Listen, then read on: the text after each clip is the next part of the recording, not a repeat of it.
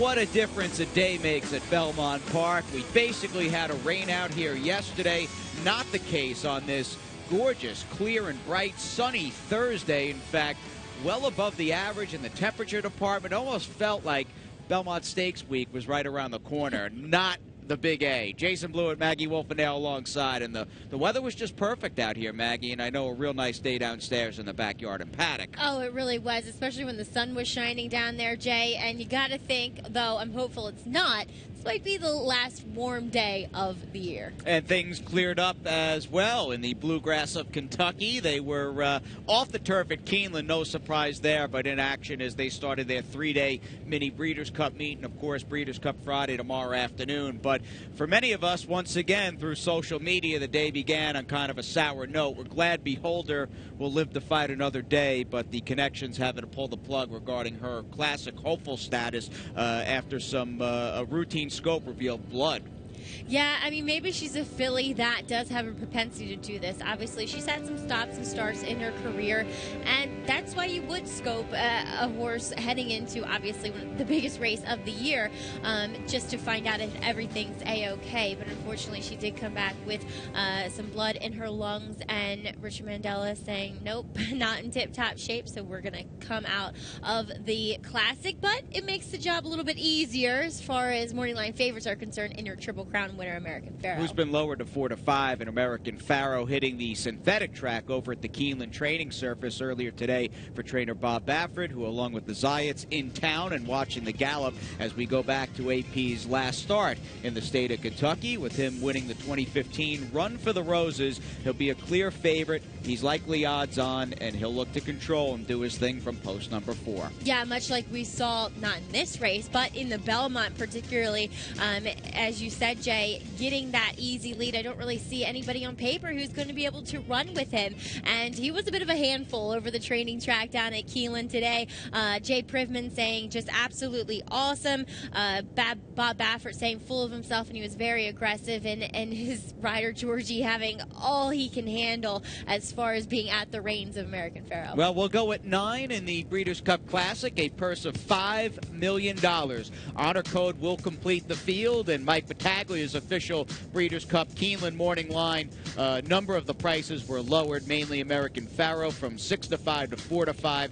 Tonalist, a Gold Cup winner in his last start here at Belmont for Christophe Command from 6-4, and the outside runner Honor Code with Javier Castellano from 6-5. Now, speaking of Tonalist and his Hall of Fame rider John Velasquez, there are a few Breeders' Cup realms and worlds for Johnny V left to conquer. A Classic win, however, has eluded him, and let's catch up with Johnny. You saw him earlier today down in the room, and here's what went down. Here with Johnny V. Johnny, you have two kind of main horses on the Breeders' Cup card. Looking at the juvenile fillies, kind of an East Coast, West Coast theme going on with Songbird and your horse, Rachel's Valentina. Now, Rachel's Valentina, she hasn't gone the 2 turns, whereas Songbird has. Both of them undefeated. Do you think that's a bit of a disadvantage? What do you think about her going around the 2 turns at Keeneland? I don't think it should be a problem, but definitely it's a little disadvantage because we haven't run the 2 turns yet. You know, we don't know until actually we do run the 2 turns. I don't see why it would hurt her, but, you know, we don't know until they actually happens and she runs. We have to go from there, and hopefully she goes and do her thing, and I think we have a really good chance. Well, obviously she's a special filly because of her pedigree, being the daughter of Rachel Alexandra, but what makes her special as an individual, too? Well, everyone as individual have to step up to a different game, though. Obviously, whether it's a daughter or great bloodlines by her, but she has to step up and do it herself. Now she has to show up that she has her own talent and everything. She has showed to us so far great talent, you know, and she seems like she got better from the first time to the second time, and hopefully she can do that for the 3rd time right now. For after that, it's just about what she can do, and hopefully she can do that. Well, so you're riding for the 4th time in a Breeders' Cup Classic is Tonalist. Now, second choice Beholder out, announced today that she won't be running. That might hurt a horse like yours, Tonalist, that likes to come from behind. It provides not too much pressure for American Pharoah. What do you think about your trip, especially down on the rail? I can't change it much because he just doesn't break very good from the gate. So I'm hoping that I break good enough that I can be in the middle of the pack. I can't do anything about it. Which she was in the race. Beholder was in the race and put a little bit of pressure to American Pharaoh. Other than that, I can't change it much. Though. I will talk to Chris and see what we can do, and hopefully I can break good enough that I can put her in the middle of the pack. And if you have to use him a little bit early, that he helps me to do that, or somewhere in the backstretch. But I can't really worry about American Pharaoh being on the lead because it just that the style of my horses doesn't suit it that good. Like being close to the pace and being fast. Well, Johnny, best of luck with both your Breeders' Cup mounts and the rest. Thank you very much. He's our five-star general, a man who leads by example far more than the sum of his parts. 12 career Breeders' Cup victories for John Velasquez, enshrined in the Hall of Fame. He's got over 5,000 career victories, and I'm sure a classic victory with Tonalist would mean quite a lot to Johnny. Oh, surely icing on the cake for an illustrious career so far, and it couldn't happen to a better guy. I mean, he's just, as you said, he leads by example. He does that on the track as well as off of it, just as stand-up gentleman. And Rachel's Valentina, quick pop to her. She's an easy route. We're homers here in the Big Apple, and you noted that sort of traditional or classic Breeders' Cup West versus East matchup, but you got the Rachel Alexandra factor working for Todd Fletcher. Yeah, exactly. And as Todd said, I was reading an article that he's really not concerned with the distance whatsoever. It seems as though the further she goes, the better she becomes, and she's just a really classy, cool, easy to handle filly. So we're rooting for you, Rachel. All right, two-year-old fillies. In fact, let's stay with the juvenile fillies. They will take center stage in the juvenile fillies at Keeneland, and we've got a group of two-year-old fillies to start the card. They were off and running at 12:56 as we go up to John and Brielle for this 1 mile maiden special weight. Castor now moves up with Queen Caroline. Then it's Invite, Soigné, and Majestic Confection trails the field in sixth as they move up the backstretch. Smile Big by a head. Castor to her inside in second. Queen Caroline, Invite heads apart third and fourth. Soigné runs in fifth. Break of 4 to Majestic Confection. They continue along with Castor and Smile Big heads apart. The quarter was run in 23 and 4/5 seconds. And Queen Caroline is up close on the outside. Then it's a break of 2 to Invite. Soigné down towards the rail. And a gap of 4. Majestic Confection continues to trail. On the inside, it's Castor. In between horses, Smile Big, and on the outside, it's Queen Caroline. 3 of them right together, moving midway on the turn after a half and 48 seconds. And just in behind, Soigné and Invite. Farther back, it's Majestic Confection. At the rail, it's Castor. Smile Big on the outside. Smile Big by a head. Castor down at the fence. Then it's Queen Caroline. Invite will be forced 4 wide. Soigné will need some racing room as the field hits the head of the stretch. And it's Smile Big, the one to catch. Smile Big has opened up a 3-length lead. On the outside, it's Invite. Castor is tailed off. Invite is kicking in now. Smile Big and Invite. And it's between those two as they move for the 16th pole. And putting in a late run here on the far outside is Majestic Confection. They come for the finish, and it's going to be Invite. Invite the winner close for second between Smile Big and the late closing Majestic Confection. Soigné was fourth. Looked like the main track was deep and tiring through the first race. They went the mile in 42 and 1. Invite, your paddock play, though. Big improvement second time out for Belmont. Yeah, definitely. And I mean, you can see the winner, how tiring the track was. She switched her leads 3 times in the stretch just to kind of get fresher and boost herself forward because, I mean, rider and horse knew that it was a long haul down that muddy going, harrowed too. But at least it tried out throughout the day. But Invite, a filly who is well meant for a second start. Virginia bred, second-time starter. Filly by Include out of a Tabasco Cat mare. Not a bad effort in defeat. Majestic Confection closed on the outside. And talk about an all-star trainer trifecta in this order. Belmont, Todd Fletcher, Chad Brown. Let's turn the page. We get on to our second race. In fact, we just had the girls. Let's see what the 2-year-old Colton Geldings can do as we send it to the boys. And Johnny Ives got the call from the gate at 1 mile. Off a stumbling start for number 3, Neolithic, and he trails the field. There's Matt King Cole out to grab the early advantage On the extreme outside is Next Shares, but coming on through is Portfolio Manager, and it's all relevant. Cumberland River down at the rail. Next Shares is racing in 5th, then it's Winning Road in 6th. Master Magician is 7th. Tail of Mist at the rail in 8th. Shoot from the Hip is alongside in 9th. Then Gettysburg in 10th. Followed by Motown Sound, and after that, slow beginning, Neolithic is the trailer in 12th. The quarter went in 23 and 4/5 seconds. Matt King Cole on the lead here by a length. Portfolio Manager second by a head. Cumberland River down at the rail, and it's all relevant. It's all relevant is 4th, 3 from the front. Then Winning Road, who's in 5th. Tail of Mist down on the inside in 6th. Next Shares is next in 7th, followed by Master Magician. Shoot from the Hip. Neolithic now up to 10th. Then Gettysburg and Motown Sound. The half in 47 and 2, and they're still all chasing Matt King Cole, who leads as they come for the top of the stretch. Matt King Cole by almost 3. Portfolio Manager is second, and Cumberland River is third. It's Matt King Cole and Jose Ortiz in front.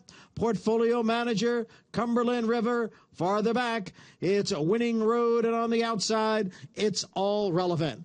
Matt King Cole took the lead early on and takes this field wire to wire. Matt King Cole won by 6. Portfolio Manager was second, and it's a photo for third. Track seemed to speed up throughout the day. 1 mile and 36 and change for this colt by Cool Coleman, who's pretty good. They paid up for him $250,000 at OBS April, and a very nice win second time out on the dirt. Extremely nice, Jay. Jose really didn't even touch him to go on and win by about 6, it looked like, as you heard Johnny I say. And, I mean, I'll say it again. I didn't really understand the wagering in this race, and that I thought Matt King Cole would be at least have the edge over Portfolio Manager here, but everybody just going for leading rider, leading trainer. But it's not like Linda's having a bad meet either. No, batting above 30%. In fact, that was win number 18 for Linda, who, along with jockey Jose Ortiz and Lady Sheila Stable, would look to keep hot with Hot City Girl in our upcoming featured 8th race. We will have that from you, or for you, right after the break.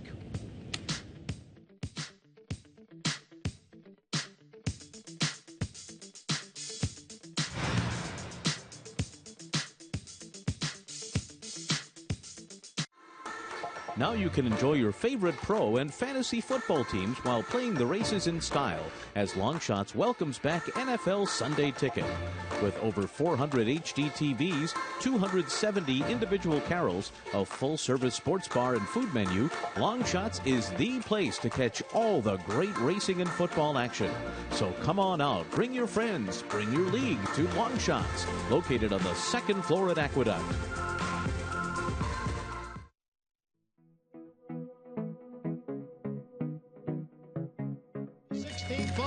Rachel's Valentina, an awesome dame. And here is Rachel's little girl, Rachel's Valentina, in a dazzling debut. To winner coming, Constellation. Rachel's Valentina runs at her and takes the lead. Tattoo-It on the outside, but they're coming down the line. Rachel's Valentina is the princess of the spa. She beats Tattoo-It in the spinaway.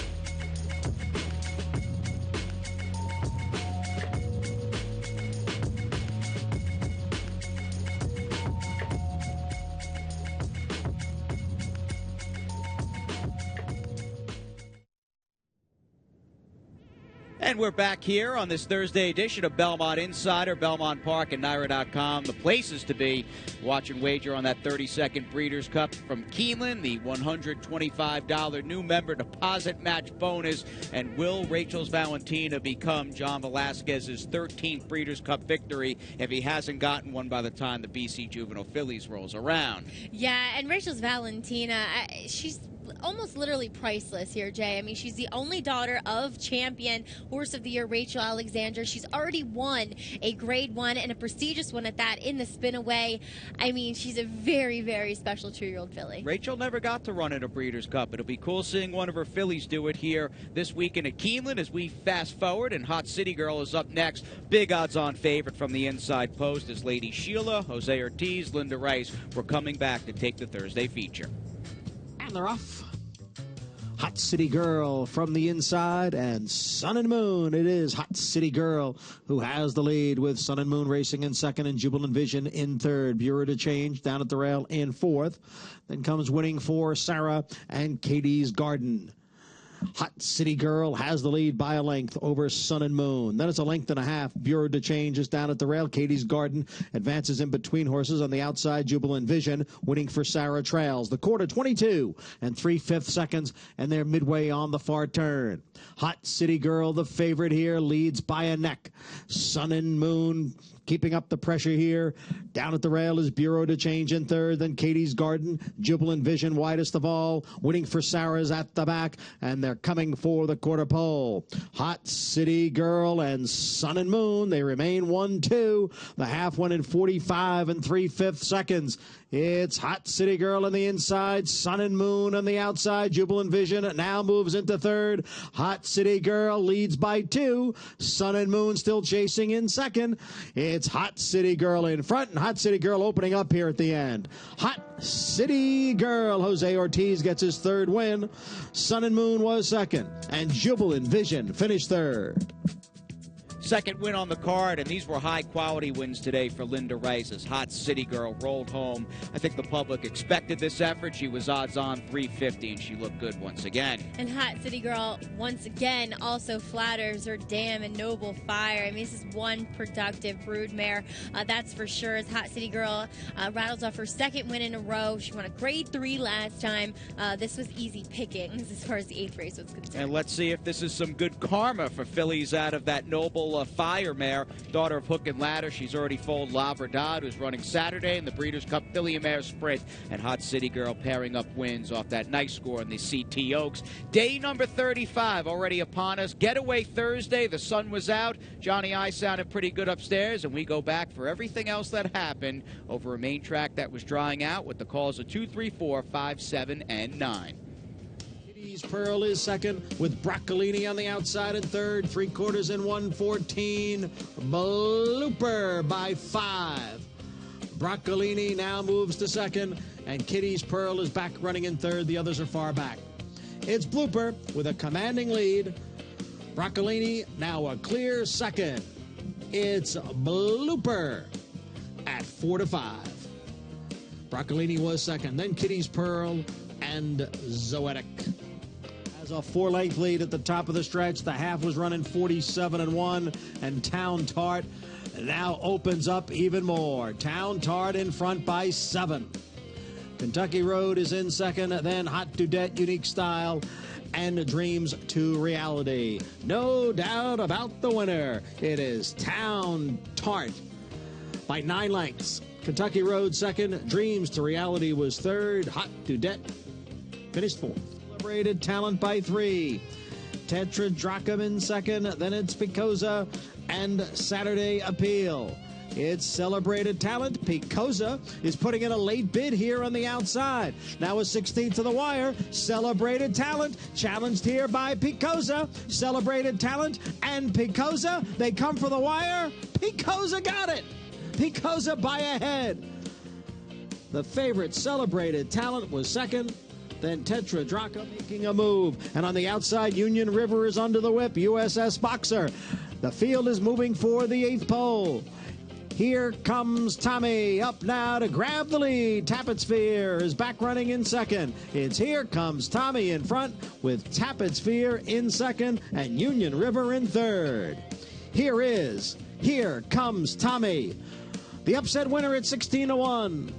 Tappet Sphere was second. Then Union River. And U.S. is there. And on the outside, here comes Power Nap. Power Nap surges to the front. On the outside, making a late run here is Life in Shambles. And in between horses there is Stay Tuned. Life in Shambles and Stay Tuned. Now it's those two. It's Life in Shambles by a head. Stay Tuned was second. And Power Nap finished third. Native George now takes over the lead. Native George gets away here to lead by 5 lengths. Native George in front with 1/8 of a mile to the finish. And then it's A Marked Man, Rich Stallone, And on the outside, it's Fortunate Sky, but it's a runaway for this big long shot. Native George at 30-1. Rich Stallone second, then a Marked Man, and Fortunate Sky. How about Jackie Davis bringing home the bomb at 62 even, and the pick six hit, even with that one winning, and here comes Tommy for a little over 51,000. But a good couple of days here for Jackie Davis, who had a nice win here Sunday for Pat Quinn. Yeah, exactly. She's going to make herself known, I think, over the wintertime, at least at Ackwood. She's a hard-working girl. Obviously, she has good pedigree, too. She definitely does. The daughter of Robbie Davis, Dylan Davis, her brother, and Cappy will take the night off, but we'll get you back for the second look. Race number 4, just a field of 4, and there you go. It pays to play with Picosa, and I'll tell you, at times, that 1,100 feet off the quarter pole at Belmont can seem like an eternity, and I think that was the case for Celebrated Talent, who's on the lead.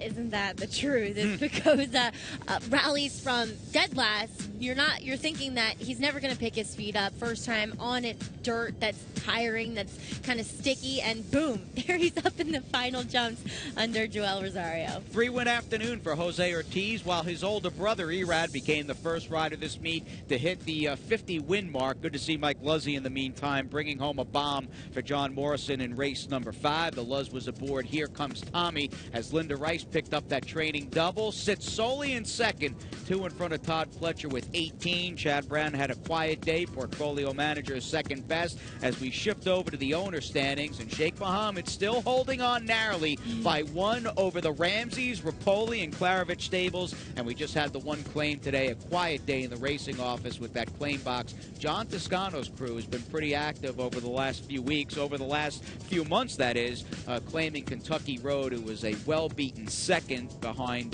Tartar the Town, claimed off Todd Fletcher for 50,000. And we go back to the 90s with Friday Stakes namesakes, the AWOD, and the Turn Back the Alarm when we come back.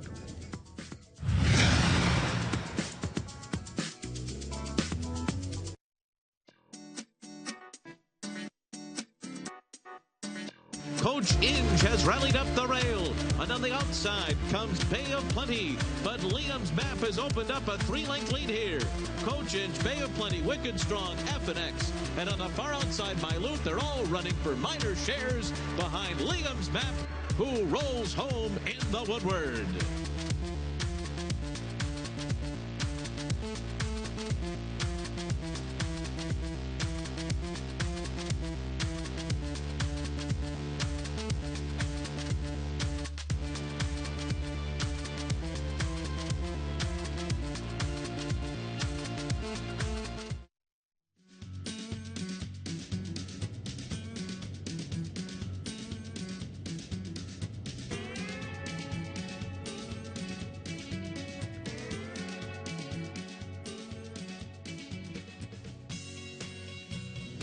The Breeders' Cup wait will be over tomorrow for Liam's Map. Even money on the morning line for the BC Dirt Mile. And once again, NYRA.com and Belmont Long Shots. Your trifecta. You can't go wrong with that trifecta box. And we have that $125 new member deposit match bonus. Watch and wager here at NYRA.com. It is Jason Blewitt, Maggie Wolfendale charging down the stretch on this Getaway Thursday Belmont Insider. We talk about tomorrow 7th, the AWOD, and Aid Malad will try to get back on track. Yeah, that was a disappointing effort. Second time out in the Pilgrim, the beaten favorite.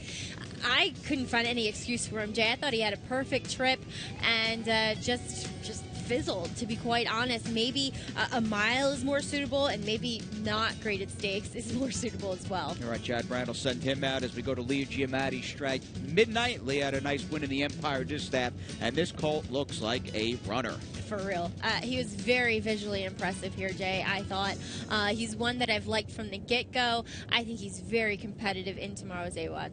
Let's move on as he glides under the wire, and he'll have Kendrick Carmouche aboard for the first time. Mountain Music Man going out for trainer Todd Fletcher. This horse was pretty game and determined, winning his debut by Bluegrass Cat, and boy, oh boy, did they pay up for this horse. Yeah, I mean, he's a half-to tourist who is going to compete in the Breeders' Cup Turf Mile. And going back, despite being a New York bred, he has a very nice pedigree. And 2, going back to my notes, I'd written that he had more of a turf hoof. So I was surprised surprised to see him run that well, going 6th on the main track. I think a mile on the turf. He's more suited to it, but he's going to have to step up his game and face open company for his next career We like start. seeing AWOD's name in the program tomorrow. A turf millionaire about 20 years ago, trained by David Donk. Wonder if he still has his answering machine saying this is the house that AWOD built. Right. Fillies and Mares a bit later in the Turn Back the Alarm, trained by the great late Red Terrell. Delightful joy for Chad Brown off the Monmouth Oaks. Yeah, Jay, she returns back to facing older fillies and mares, where she did win 2 back in here.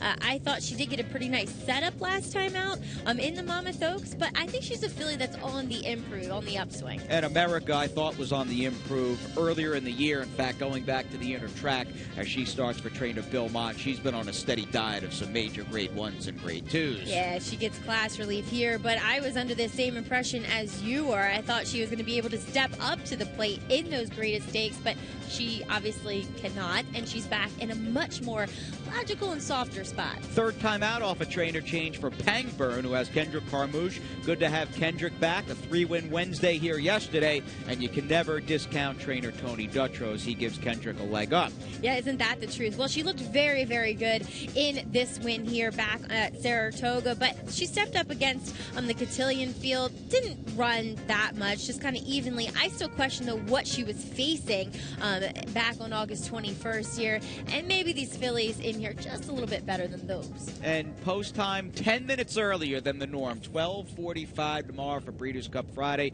We'll have all the action here at Belmont, at Longshots, and at NYRA.com. And concerning the BC Juvenile Fillies, we've talked about the matchup between Songbird and Rachel's Valentina, but I think you have your eye on the Ralph Nix train tap to it. You like her quite a bit. Yeah, I love the way that she's been training down there at Keeneland. She's become very acclimated to that surface, and I've always felt as though she's a filly that's going to want as much distance as she can get. And she's going to get more of it, obviously, as she emerges out of the spinway, going 7 furlongs behind Rachel's Valentina. I think she's a very talented filly for connections, at least Ralph Nix, having a stellar year here, Jay. And Mandy Pope, she searches for the elusive grade 1 that, well, she's tried to spend it, she just hasn't gotten it. We hope she does get it, and I hope Tap to It runs well. It's the world of Tappets. She'll go out for that top leading sire and perhaps all the world, and out of a test winner in Leave Me Alone. So you get the stamina, the precociousness, and she is a star player in the BC Juvenile Fillies. We'll have a little BC Saturday preview on this show for everybody tomorrow. A recap of the AWOD, the Turn Back the Alarm, and look at that sunset from the palace as Maggie and I say goodnight.